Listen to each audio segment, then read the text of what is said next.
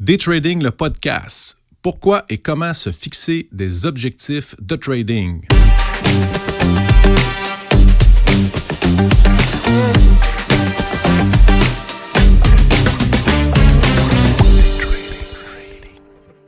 Bonjour à tous, j'espère que vous allez bien aujourd'hui. Aujourd'hui, c'est spécial et c'est fondamental. On va réfléchir ensemble sur l'art de créer son propre succès. Historiquement, qu'on soit un trader ou un entrepreneur ou quelqu'un qui a un projet d'affaires, mais la majorité des gens qui se lancent en affaires vont échouer. Donc, c'est pour ça qu'on va se mettre des objectifs pour se donner une chance de réussir. Et pour discuter de ça, comme toujours, je suis en compagnie de mon mentor et très cher ami, François J. Dubois. Comment ça va aujourd'hui, mon ami? Il fait beau dehors, ça va super bien. On est heureux, une grosse journée aujourd'hui. Oui, puis là, en plus, on discute de fondamentaux personnels. Hein? Oui. Puis pour commencer, je vais commencer ça raide, là. C'est plate à entendre, mais si ceux qui veulent se lancer dans le trading, sans plan de match, sans utiliser les trucs qu'on va parler, je vous le garantis, moi je ne garantis pas grand-chose, mais je vous garantis 90% du monde vont échouer. C'est des statistiques, là. Donc on commence ça raide, puis c'est plate, mais si vous ne voulez pas faire partie des statistiques, là, prenez bonne note de ce qu'on va vous parler. C'est très bien dit. Puis moi, je l'ai toujours su ça, ou peu importe, mais on relève le défi. Ça fait partie de la vie, dans le fond, d'un trader, c'est de relever ces défis-là. Mais effectivement, ça prend une petite recette là, qu'il faut mettre en place. Puis, qu'est-ce que ça va servir aussi? C'est que, tu sais, au fil du temps, quand on trade, ben, ça ne va pas toujours comme on le souhaite. Hein? Ce n'est pas automatique. Mais est-ce que les gens vont perdre la motivation, perdre le focus? Il y a le tourbillon de la vie. On veut garder le focus, on veut garder notre vision, on veut rester dans l'action. Si on n'a pas de plan et on s'attache à rien, bien, on perd ça. T'sais. Puis, en passant, on parle de trading, mais comme tu as parlé tantôt, quelqu'un qui démarre une entreprise, pas de plan, je pense que la statistique est aussi bonne. Là, 90% que ça ne fonctionnera pas. Donc, ça s'applique, vu que c'est un podcast trading, on l'applique au trading, là, mais cette statistique-là est bonne pour n'importe quoi dans la vie, je crois, si on n'a pas une bonne façon de travailler. Là. Exactement. Puis en rapport au trading aussi, c'est que l'écrasante majorité des gens, bien, ils vont avoir un emploi ou une carrière à côté, puis ils vont trader en même temps. Donc, c'est sûr que le tourbillon de la vie est là. Ça, c'est pas pour nous aider à garder notre focus. Donc, c'est encore plus important tant qu'à moi. Mais oui, ça s'applique à tout, là, tu sais. C'est ça. Puis là, pour commencer, bien, j'avais envie de te poser la question parce que toi, dans le fond, quand tu as commencé, là, ça fait presque 30 ans là, que tu fais ça au moment où on se parle. Puis merci, quand tu as commencé, c'était quoi ton... ça fait du bien? Ça me rajeunit pas. Oui. Dans ta jeunesse, justement, c'était quoi qui t'a fait que tu as voulu rêver? Tu as rêvé grand quand même. Tu es allé te lancer sur le parquet de la bourse. Là. C'est quand même toute une aventure. Là. Oui. Mon rêve, pour ceux qui connaissent ma petite histoire, là, mais mon rêve, c'était je vais être un courtier, bouton de manchette, comme on voit dans les films, dans les grandes banques. Mais mon rêve ne s'est pas réalisé. Donc, il y avait une autre façon de le réaliser, c'était de transiger soi-même. Donc, mon rêve, mon objectif, je voulais transiger. Je voulais transiger via une banque, ça n'a pas fonctionné, donc j'ai transigé mon propre capital. Donc, c'était mon rêve de départ, mon objectif. Et puis, c'est sûr qu'il y a eu beaucoup d'obstacles, mais je crois que je peux dire que j'ai réalisé mon rêve. Puis en plus, tu dis obstacle, mais c'est un milieu qui, surtout à l'époque, aujourd'hui, on a toute l'impression d'être tout seul chez nous, mais à l'époque, c'était extrêmement compétitif. Là. Vous marchiez carrément dessus. C'était physique, là, c'était professionnel. L'argent, c'est le nerf de la guerre. Hein? Comme je dis souvent, je transigeais avec 500 animaux. Quand il y avait un 50$ à terre... comme des chiens enragés, on se battait pour l'avoir. Là. Donc, c'était la jungle. 500 animaux. Eh oui, c'est tout une image. C'est ça. C'est pas chic, mais c'est ça. Mais c'est ça. Mais fait que là, ce que j'ai envie de te poser comme question, parce que tu sais, il y a beaucoup de gens qui ils vont se fixer un objectif de rendement ou d'argent ou d'arriver à un certain rendement. Qu'est-ce que tu en penses de ça? Est-ce que c'est sain? Est-ce que c'est dangereux? Est-ce que c'est ça qu'on doit faire? C'est sain, oui. Je pense qu'il faut des objectifs, mais des objectifs de rendement, d'argent. Je ne sais pas si ça, c'est sain, par exemple. On va en parler tantôt, mais avoir des objectifs de rendement. Si on veut avoir des objectifs de rendement, il faut être réaliste. Puis je pense que la majorité du monde, puis c'est correct. Quand on commence, On dit, bon, ben moi, j'ai 5 000 dans un compte, puis je veux transiger, puis je veux gagner ma vie de ça. Ben, gars, ça, c'est l'objectif. Un peu comme moi, quand j'ai commencé, c'est un objectif, mais faut être réaliste. Mais je pense que c'est sain. Et comme on en parlait tantôt, c'est important de rêver. C'est important d'avoir des objectifs. C'est sain. Ça prend des rêves, ça prend des objectifs, mais il faut être réaliste et puis il faut avoir des objectifs atteignables, je crois. Parce que tu l'as dit, tu sais, avec 5 000 dire je vais gagner ma vie, c'est possible, mais c'est extrêmement peu probable. Tu sais, c'est comme ça. La loterie, comme tu nous le dis souvent. C'est comme un billet de loto. Là. C'est le hasard, en fait, qui va faire que ça va fonctionner. C'est ça, c'est la beauté de la bourse. Ça peut arriver. Il y a beaucoup de monde qui ont démarré avec des petits comptes, puis maintenant sont rendus, on va dire, des négociateurs à succès, puis c'est correct, là, mais c'est marginal. C'est marginal, donc... mais c'est possible. C'est ça la beauté de la bourse, puis c'est pour ça que le monde veut se lancer là-dedans, parce que tout est possible. Mais... C'est pas la normalité. C'est ça. Puis si avec ton 5 000 ça fait 6 mois que tu transiges, puis tu as réussi à le monter de 50 $, puis là, tu veux gagner ta vie avec ça, là, tu vas être probablement très découragé. Fait que quand on n'est pas réaliste, il y a un danger, tu sais, de soit se décourager ou de se faire mal. C'est ça. Moi, je dis souvent au monde, là, si vous voulez entendre juste des belles histoires, ben je vais vous raconter des belles histoires. Mais si tu veux la vérité, c'est un peu comme dans le film La Matrice. Moi, je suis la personne avec la pilule rouge, je pense. Là, je vais dire les vraies affaires. Il n'y a pas de cachette. Le succès, il faut travailler fort. Puis faut pas juste, pour le trading, il ne faut pas juste vouloir. Tout le monde qui négocie, ils veulent tout, puis ils mettent beaucoup d'efforts, tout ça. C'est très bien, mais outre ça, il faut un certain talent, il faut être formé, il faut bien connaître les trucs. Parce que le vouloir, là, point de vue trading ou point de vue se partir d'une entreprise, tout le monde veut. Tout le monde veut. C'est pas juste le vouloir puis dire que j'ai de l'argent de côté puis je vais réussir. Outre ça... oui, puis c'est pas juste le jus de bras non plus. Parce que je pense que c'est un billet de Michel Villaume qui expliquait, peu importe si tu mets plus d'efforts, ça garantit absolument pas ton succès. Là. C'est pas l'effort qui est garant du succès là, dans le trading. On va regarder ensemble, dans le fond, il y a différents types d'objectifs. Là, puis là, ce qu'on a discuté, le fait d'avoir une performance, un objectif de performance, d'avoir un rendement, tout ça. Puis il y en a un autre c'est plus des objectifs de processus. Puis c'est ça que je trouve qui est plus intéressant à focusser parce que, de un, là-dessus, on a le contrôle. Performance, on n'a pas le contrôle. Ça va être le résultat, en fait, de notre processus. Le résultat de nos actions qu'on peut contrôler.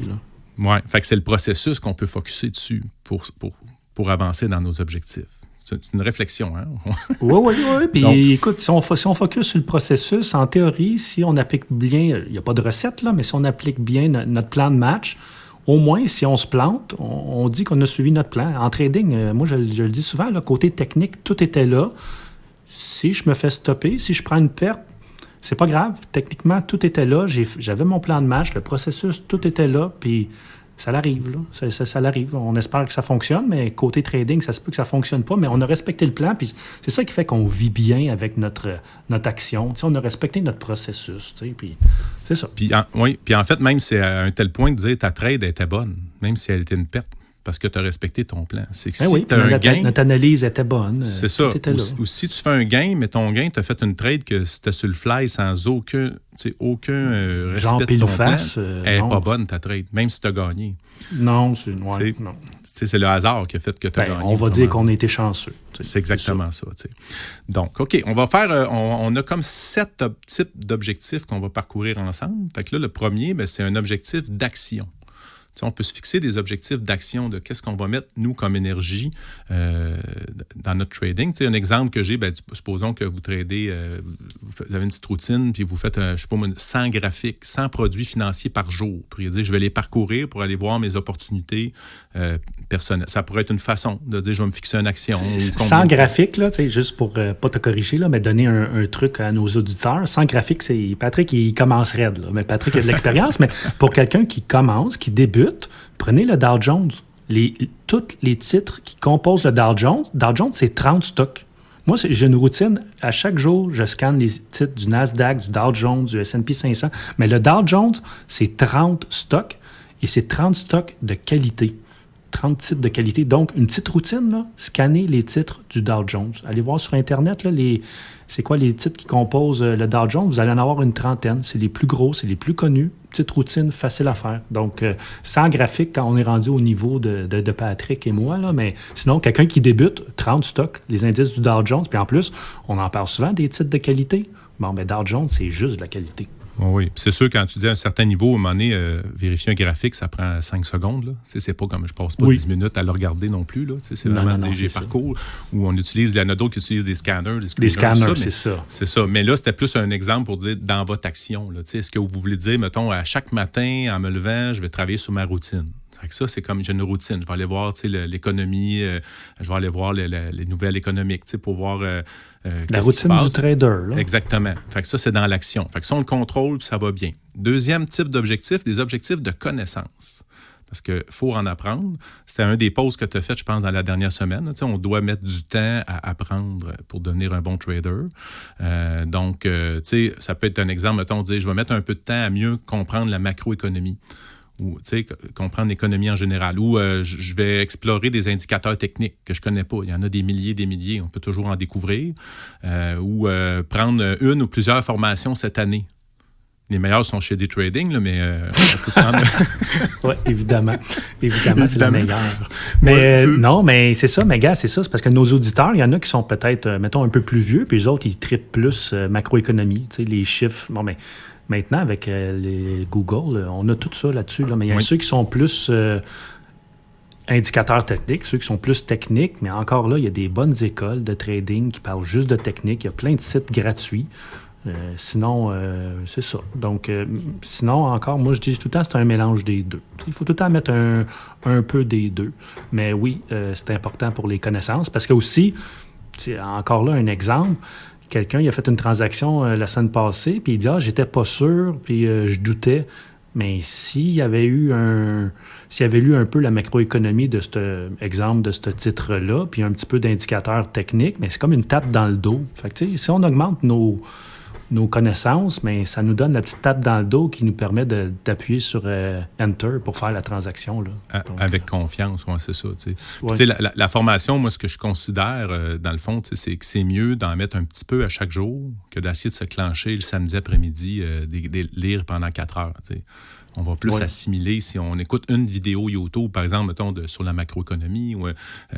Fait que ça peut être un objectif de dire, bon, ben, je vais me discipliner. Moi, j'ai une méthode, j'appelle le 1 par jour. C'est que j'essaie de prendre 5 sphères que je veux développer, puis je vais mettre un petit 5 minutes à chaque jour sur chacune de ces 5 sphères-là, dans le fond. Peu importe le domaine, ça peut être en trading ou en d'autres choses, mais je vais mettre un petit moment à chaque jour, ce qui fait qu'au bout de l'année, 5 minutes par jour, est-ce que tu sais, ça fait combien, François, au bout d'un an? Ça fait beaucoup. 30 heures. 30 heures, 5 minutes par jour. C'est hallucinant. Hein? Il y a aussi un autre truc que je vous donne. Là, c'est très intime, mais j'ai lu à un moment donné qu'en étant assis sur les toilettes pour faire attends une minute, faut que je bouche mes oreilles? Là? Non, ça va être très bien. Mais on peut faire l'équivalent d'une maîtrise en connaissance dans le courant de notre vie. En étant assis sur les toilettes, si on lit ou si on apprend des choses. Fait que moi, je fais ma maîtrise présentement sur les toilettes. Ah oui? mais pas pour te relancer. Quand je restais à Montréal, à l'île des Sœurs, moi, je voyageais en autobus. Puis c'était 25 minutes, je crois, à aller au centre-ville, puis 25 minutes retour. Fait que 50 minutes par jour. J'ai jamais lu autant de ma vie, la période que j'ai vécue à l'île des Sœurs. J'ai lu plein de livres, puis juste à cause de ça. Donc, mais aujourd'hui, avant, on avait les livres, il y a encore les livres aujourd'hui, mais aujourd'hui, vous avez les podcasts. Oui, les podcasts, les audiobooks, il y a des ressources incroyables. Il n'y a aucune raison de ne pas se former aujourd'hui. Ça, c'est clair. Clair. Troisième type d'objectif, des objectifs de maîtrise de soi, de se contrôler soi-même, sa psychologie. On néglige beaucoup l'aspect psychologique, je trouve, chez les traders. On veut des trucs, les techniques, mais on oublie qui on est. Ou encore l'exécution de comment on exécute nos trades dans les logiciels. Là. Est-ce qu'on maîtrise nos logiciels? Est-ce qu'on se maîtrise quand on trade? Est-ce que c'est facile ou c'est fastidieux? Ça doit devenir facile. Un qui est très important, couper mes pertes plus rapidement. Maîtrise de soi. Crainte-moi pas. On aime ça, les stops chez Day Trading. On aime ça, placer nos stops. C'est une belle façon de protéger notre capital. Mais bon. Oui. Ça a un lien beaucoup avec la discipline aussi, là, en même temps. Puis, ou laisser courir ses gains plus longtemps. Hein? Let the winner run. Oui, ça c'est vrai. Il y a beaucoup de monde qui a de la misère à laisser les... On coupe les gains. Souvent, on déplace nos stops ou on prend pas de perte ou on étire un peu la sauce. Puis quand on a un petit gain, on prend nos gains rapidement. Dans un autre podcast, on en parlait des ratios, là, mais ça fait un ratio inversé. Au bout de la ligne, ça ne marche pas. Là. Ça fonctionne pas. Un autre objectif de maîtrise de soi, d'être rigoureux dans son journal de trading. Parce que ça se fait automatiquement, là, notre historique de transactions. Mais est-ce qu'on tient un journal? Est-ce que, tu sais, les athlètes olympiques, ils ont un journal de leurs entraînements. Ils ont, tu sais, un pilote d'avion, il y a un journal. Ceux qui trippent sur Star Trek, le capitaine, le journal de bord, ils ont un journal de bord. Donc, ça vient qu'un journal si on a une rigueur. Est-ce qu'on est rigoureux? Est-ce qu'on prend du temps à le meubler? Est-ce qu'on retourne l'analyser par après? La majorité des gens, je crois qu'ils ne le font pas assez. Et ça peut être une façon de développer sa maîtrise de soi. Ou aussi, de la maîtrise de soi, encore là, c'est une question de discipline. Mais combien de temps tu investis par semaine? Est-ce que tu le respectes, le temps que tu t'es fixé ou pas? Une question de discipline. Donc ça, c'est une façon, dans le fond, de se fixer des objectifs. Tu peux dire, moi, je mets 10 heures. Moi, je sais que je mets en moyenne entre 10 et 15 heures par semaine, à plus de mon travail, en plus de ma famille, comme tout le monde. Mais ça se fait facilement, hein, parce que le désir est à l'intérieur. C'est pas un fardeau. Ouais. Comme n'importe qui possède une entreprise, là, il ne compte pas ses heures. Une autre petite parenthèse, côté trading, j'ai parlé à quelqu'un la semaine passée, il dit, moi, je passe 14 heures par jour à regarder des graphiques puis étudier ça. Donc, il y en a pour tous les goûts, mais 14 heures, c'est intense. Y a-tu un emploi, lui? Y a-tu une famille? C'est la question que je me pose. Bonne question, mais bref, ça me rappelle à mes débuts, là, quand j'avais 18 ans. Je vais lui souhaiter grand succès. J'espère que les résultats vont être à la hauteur des efforts qu'il met. Là. Exactement. C'est ça. On y souhaite, c'est sûr. Puis on y souhaite qu'il trouve l'équilibre aussi. Un moment donné. C'est ça aussi.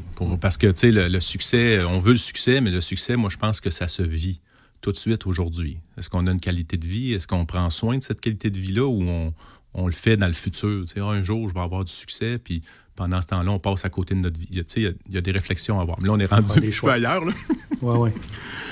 OK, un autre type d'objectif, des objectifs de stratégie. Tu sais, de la maîtrise de stratégie, moi, ce que j'appelle le coffre à outils. Hein. Toi, quand on te regarde trader, tu as tes styles, mais tu as plusieurs stratégies que tu vas appliquer au fil du temps. Avec les mini-cours que je donne le vendredi aux membres du club des initiés, je leur mets... Je parle souvent d'une stratégie, je parle souvent d'un indicateur, puis je ne veux pas te donner du tout cuit dans la bouche, je veux qu'ils apprennent à pêcher, un peu comme moi à mes débuts. Donc, développer une stratégie, faites du backtesting, il y a tellement d'indicateurs, il y a tellement d'outils, là, on parle technique, là, mais il y a plein d'autres trucs. C'est important de, comme tu dis, développer des stratégies. Pas obligé d'en avoir une centaine, mais d'en avoir 1 ou 2, 3 de base, puis les maîtriser. Après ça devient juste de l'optimisation, puis on joue alentour de ça. Là. Oui, puis tu peux toujours rester ouvert, regarder qu'est-ce que les autres font pour voir un peu t'inspirer. Mais moi, je crois beaucoup, comme tu dis, à dire pour les maîtriser, on va les backtester, on va les tester dans le live, on va les mettre, on va lui faire un stress test là, pour que voir si ça perdure au fil du temps. Puis le backtesting, il y a beaucoup de monde qui disent le passé n'est pas garant du futur. C'est vrai, 100% raison. Mais à un moment donné, il faut se baser un peu sur quelque chose pour développer une façon. Là. C'est pas parce que ça a fonctionné pendant 20 ans que ça va continuer à fonctionner. Non, mais analogie, ceux qui achètent des maisons, puis depuis 20 ans, les prix des maisons font juste monter. Fait que si quelqu'un s'empêche d'acheter une maison parce qu'il dit là, le passé n'est pas garant du futur, puis ça risque de changer, non, il passe à côté d'une belle trade. Là. Donc, c'est la même affaire avec l'analyse technique. Là. Oui, puis si tu as le choix entre faire tout ton test historique ou mouiller ton doigt puis le mettre en l'air pour regarder le sens du vent, moi, je crois plus à mon backtesting que l'eau feeling. Moi aussi, j'aime ça être en confiance. J'aime ça, même si ça ne fonctionnera pas, mais au moins, j'ai fait mes devoirs, puis on met les odds de notre côté. La bourse, c'est ça, c'est mettre les chances de notre côté, tout simplement.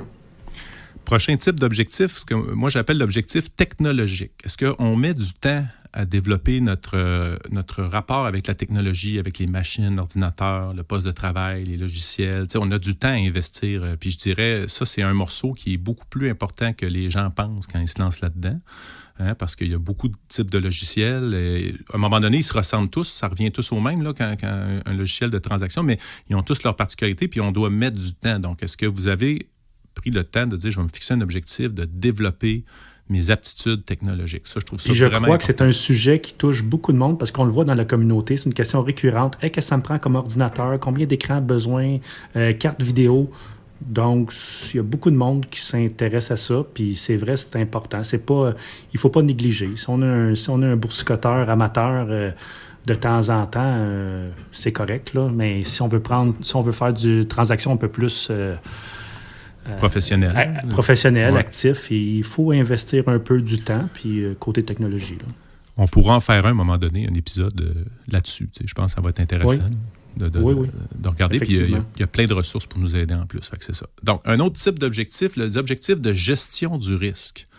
Hein, un exemple, moi, je suis beaucoup dans le Forex, mais je fais attention de négocier des produits qui sont non corrélés là, pour me protéger. Pour pas souvent, tu as des paires de devises qui vont avoir quasiment le même graphique. Donc, je dois faire attention de ne pas trader deux produits qui se ressemblent parce que là, je viens de doubler mon risque. Donc, c'est un objectif de dire, je dois absolument faire attention à ça.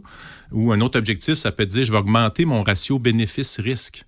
Tu sais, si la trade, elle ne fait pas 2 pour 1, par exemple, je ne la fais pas. Là, c'est personnel en passant. Je n'ai pas dit, faites-le pas s'il n'y a pas... C'est pas le secret de la caramel, ça? C'est le secret de la caramel.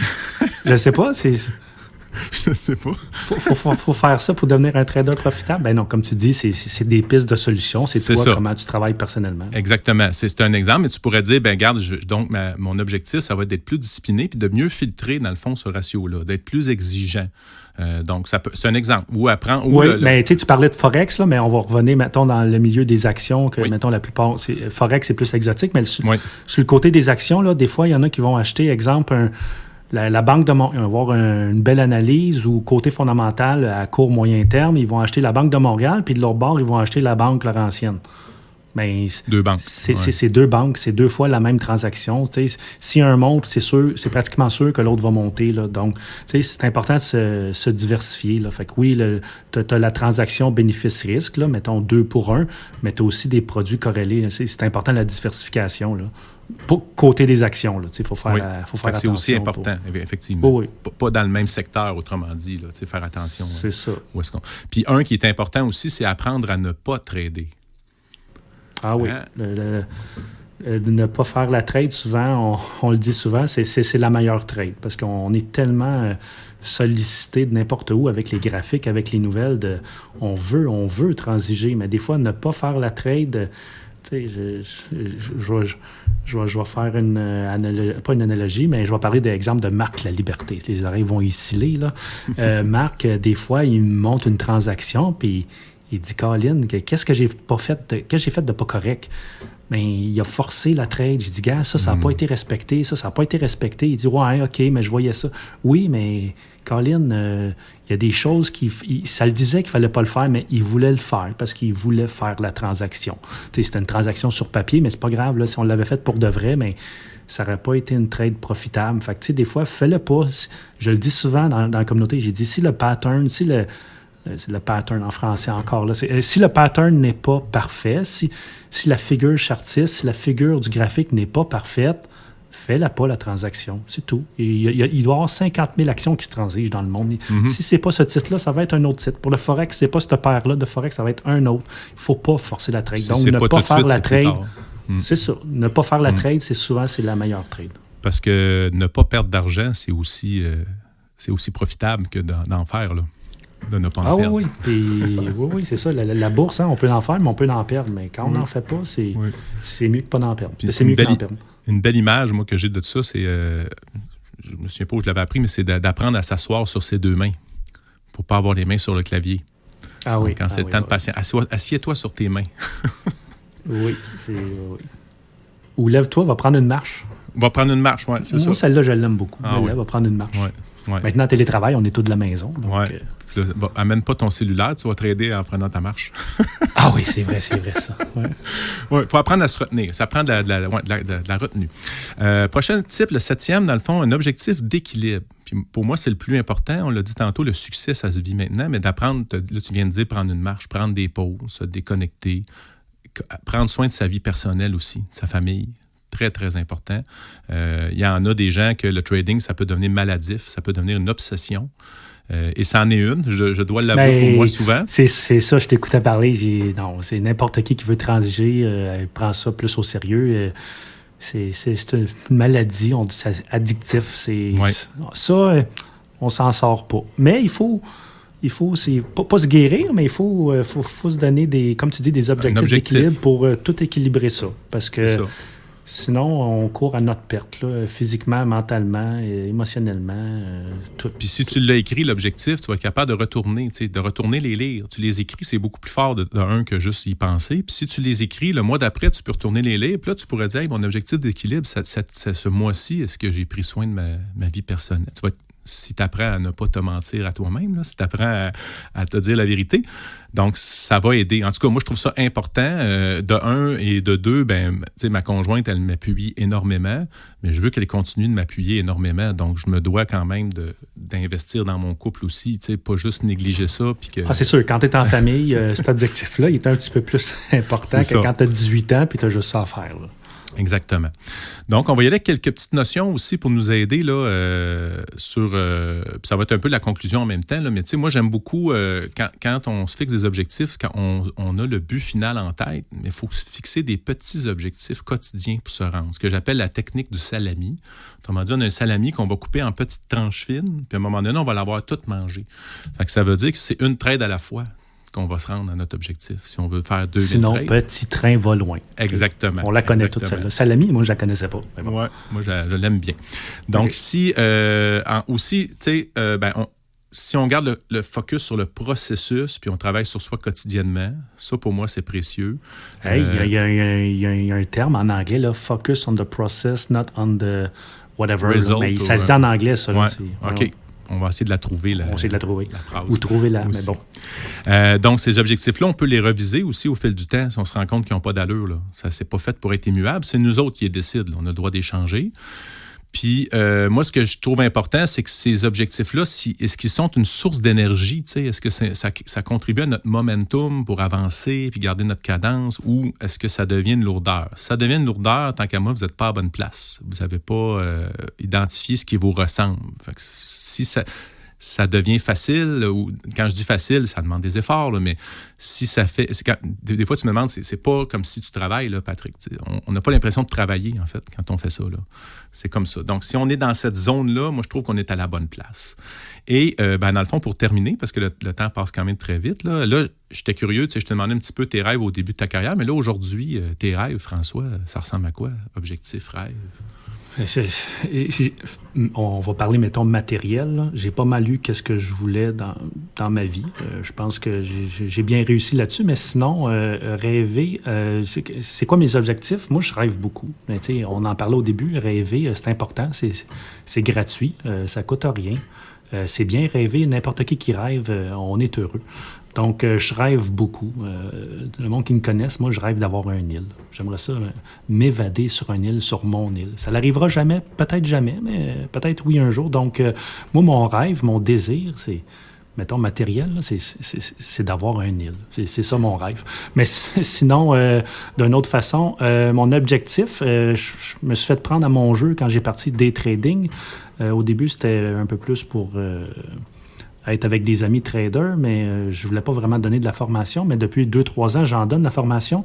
Puis, Colin, c'est gratifiant de voir des élèves qui sont devenus des amis, qui sont quand même profitables. Ils ne gagnent pas nécessairement leur vie de ça parce qu'ils gardent leur autre emploi, mais ils ont amélioré beaucoup leur swing trading. Mais bref, mon objectif, c'est que toute personne que je vais rencontrer dans ma vie, puis je réussis à le développer en tant que trader, je veux qu'il réussisse. C'est mon but ultime.